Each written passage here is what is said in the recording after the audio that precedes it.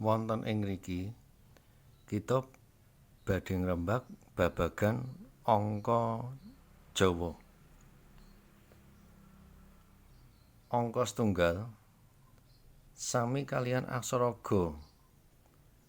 Angka kalih sami kaliyan aksara Nga oleh pasangan Na. Angka 3 sami kaliyan aksara Nga oleh pasangan Ya. Angka sekawan menika kados menika. Angka gangsal menika dugi ngandhap, menawi angka sekawan kan dugi nginggil. Angka gangsal dugi ngandhap.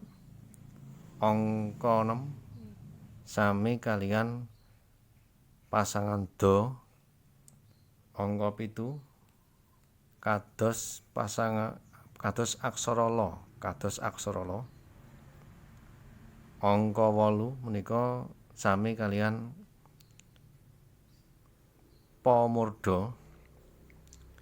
Angka 9 sami kaliyan aksara Ya. Angka 0 nggih 0 ajeg nggih. Lah amargi antarane angka kaliyan aksara menika wujudipun wonten ingkang sami, lajeng dipun pisah ngangge pada pangkat.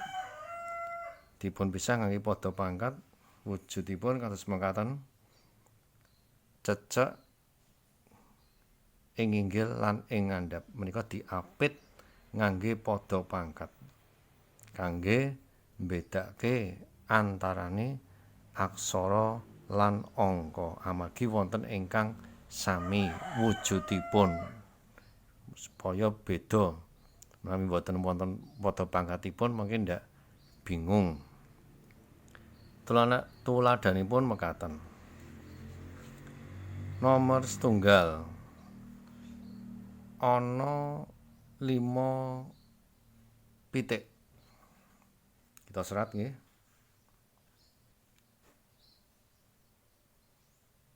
Ampun kesupen ngangge adeg-adeg. Ha No pada pangkat angka 5 pada pangkat melih pitik.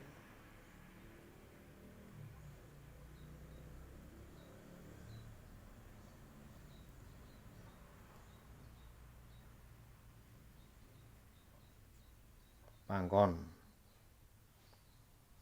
setunggal mawon.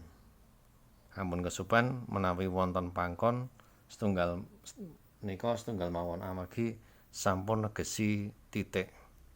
Nggih menika dipun apit ngangge pada pangkat supados saged mbedakake antawisipun aksara lan angka.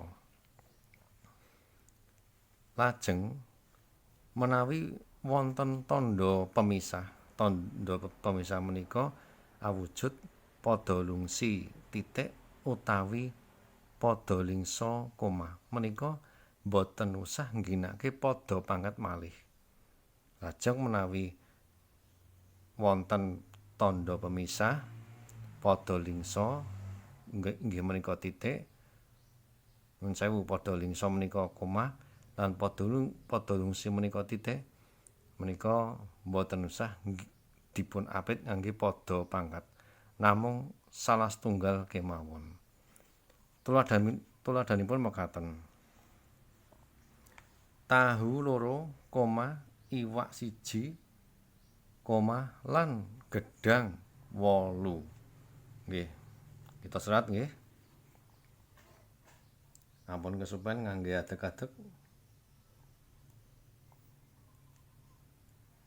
Tahu.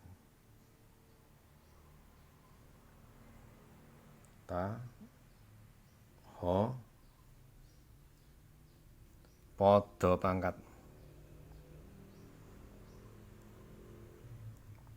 Angka kalih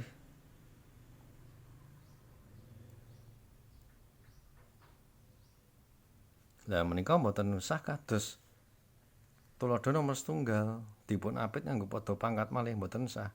Amargi menika sampun wonten tandha koma utawi pada lingsa. Nggih, mboten dados menawi wonten tandha pemisah mboten usah wonten pada pangkat malih. Iwak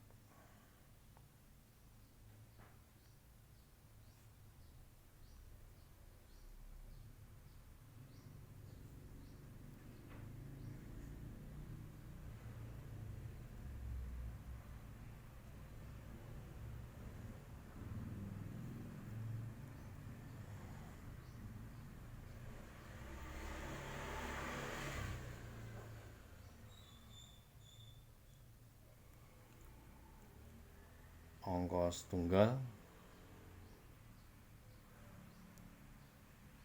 pada lingsa koma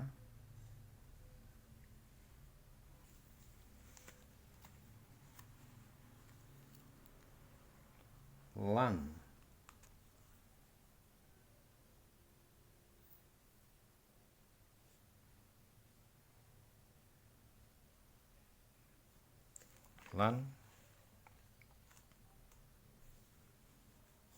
pasangan ga dipepat do gedang cecak pada pangkat 8.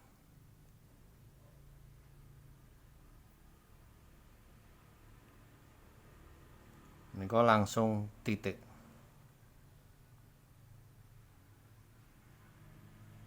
Nggih, mekaten aksara angka dipun apit ngangge pada pangkat. Ananging menawi wonten tandha pemisah kadosta pada lingsa utawi pada lungsi koma lan titik menika pada pangkatipun cekap setunggal mawon. Menika sampun saged mbedakake antawisipun angka lan aksara Jawa.